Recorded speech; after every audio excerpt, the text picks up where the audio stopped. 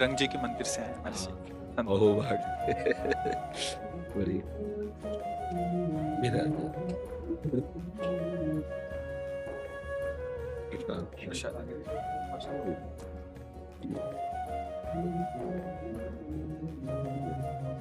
माला।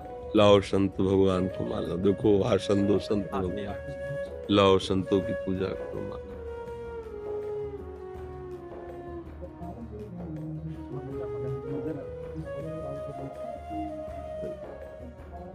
और संत भगवान को पहनाओ उनको।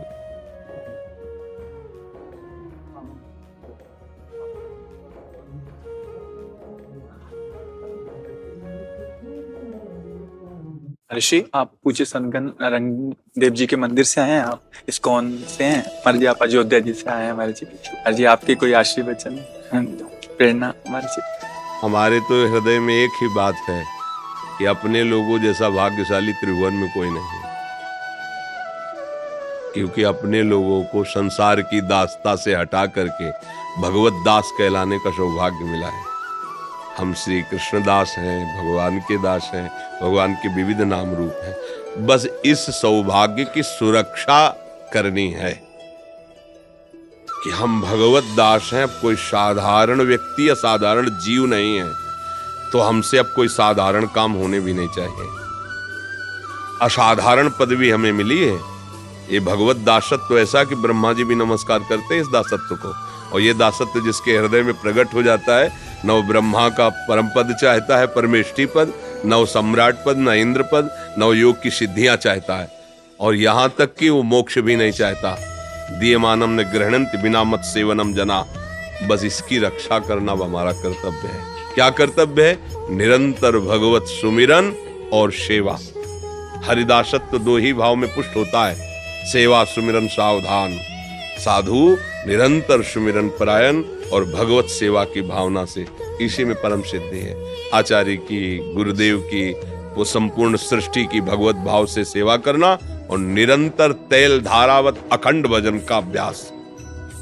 क्योंकि गृहस्थ धर्म में यदि त्रुटि होती है तो उसके बहुत से कार्य हैं। भजन का अगर विक्षेप होता है तो कहीं तक वो बहुत ही दुलार का पात्र है, क्योंकि बहुत से कार्य उसके हैं। और जो हम भगवत दासत्व से युक्त, हमारा एक ही कार्य है, अव्यावृत भजना। देवर्षि नारद जी कहते हैं अखंड भजन, रात दिन लक्ष्य के चिंतन में बस व्यतीत हो।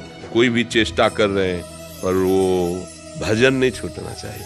आंतरिक चिंतन, तद विस्मरणेन परम व्याकुलते, तदर्पिता अखिलाचारिता तद विस्मरणेन परम व्याकुल। जितने भी हमारे क्रियाएं आचरण हो वो भगवद अर्पित हो। भगवद अर्पित वही हो सकते हैं जो शास्त्र सम्मत है, और निरंतर भजन। यही जीवन का सार गुरुजनों से सीखा है कि जीवन का सार यही है, हमारी चेष्टाएं पवित्र हो, भगवद अर्पित हो, और चित्त वृत्ति भगवान के चिंतन में, अपने आराध्य देव के नाम रूप लीला गुणधाम के चिंतन में, तो जीवन कृतार्थ हो जाएगा। अब हमारा जो सौभाग्य उदय हुआ है ये अत्यंत दुर्लभ है। भगवत दास से जो विराजमान है सत्य, ये भगवत दासत्व की छाप है। हम कोई साधारण जीवों में हम नहीं है, भगवान के दास है, श्री जी के दास है। तो अब हमारा साधारण जीवों जैसा आचरण भी नहीं होना चाहिए, अब हमारा असाधारण आचरण होना चाहिए। हर क्रियाएं शास्त्र सम्मत, तस्मात् शास्त्रम प्रमाणम ते कार्याकार्यो व्यवस्थितौ। कार्य और अकार्य की व्यवस्था जो शास्त्र ने की, विधि और निषेध, उसके अनुसार हमारा जीवन होना चाहिए, और भगवत स्मरण परायण होना चाहिए। ये हमने गुरुजनों से सीखा है, संतों के श्रीमुख से यही वचन सुने हैं।